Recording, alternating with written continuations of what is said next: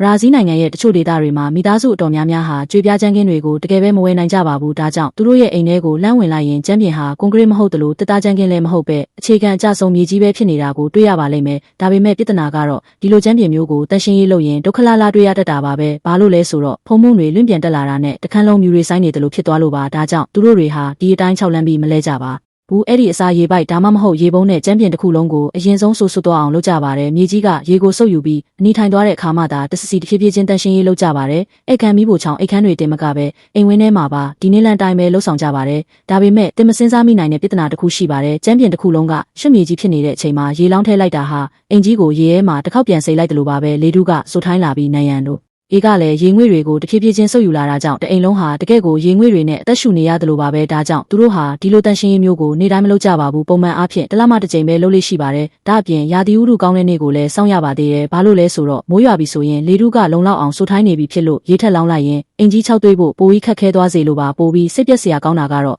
အချိန်ကြာလာတာနဲ့အမျှခြေလမ်းတွေရဲ့နင်းခြေမှုနဲ့တန်ရှင်းရေးလုပ်တဲ့ရေလောင်းစေးကြောမှုတွေကြောင့်မြေပြင်ဟာတဖြည်းဖြည်းချင်းပုံစားလာပြီးတွင်းငယ်လေးတွေစတင်ဖြစ်ပေါ်လာပါတယ်။ကျမ်းပြင်ဟာညီညာမှုမရှိတော့ဘဲနှိမ့်တုံမြင့်တုံအောင်ဖြစ်လာတတ်ပါတယ်။ဒါဟာညစ်ပတ်တာမဟုတ်ပဲလူနေမှုဘဝပုံစံတစ်ခုကခြံထားခဲ့တဲ့အမှတ်အသားတစ်ခုသာဖြစ်ပါတယ်။ကျန်းကင်းမရှိတဲ့အိမ်လေးတစ်လုံးဟာအချိန်တွေနဲ့အတူတဆစီပုံဖော်တိဆောက်ထားရတာဖြစ်ပါတယ်။